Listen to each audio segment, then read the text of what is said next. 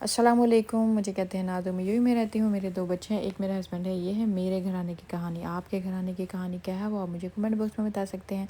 और आज जो मैंने बनाया है अफ्तार में, 4th अफ्तार में मैंने बनाए हैं रेशा कबाब, साथ में मैंने कस्टर्ड बनाया था और साथ में मैंने मिल्क शेक बनाया था।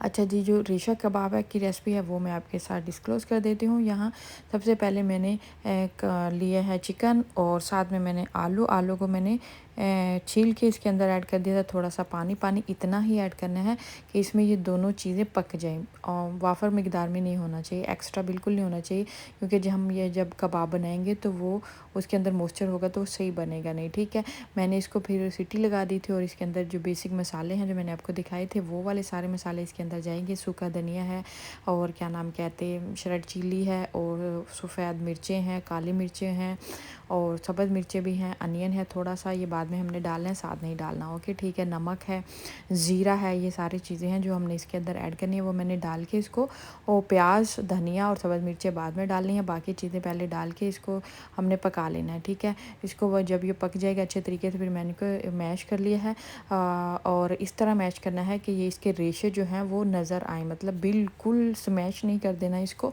अच्छे तरीके से मतलब इतना मैश करना है कि इसके रेशे जो हैं वो नज़र आने चाहिए। ठीक है, अच्छा जी, अभी ये बिल्कुल रेडी हो चुका था और पानी बिल्कुल भी इसके अंदर नहीं होना चाहिए। जब हम इसके कबाब बनाएं तो अच्छे तरीके से बने, ये ना हो कि वो पानी अगर अंदर रहेगा तो वो पतला सा बैटर रहेगा और कबाब बिल्कुल भी अच्छे तरीके से रेडी नहीं होंगे।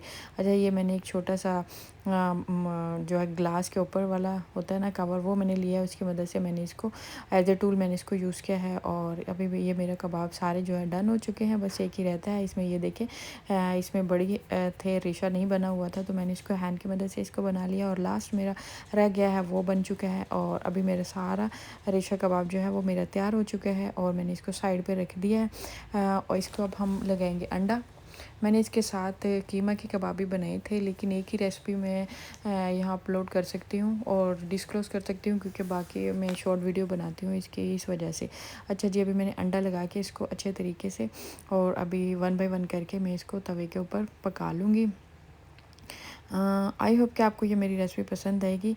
अगर पसंद है तो शेयर कीजिए, लाइक कीजिएगा और मिलूँगी आपको नेक्स्ट रेसिपी में।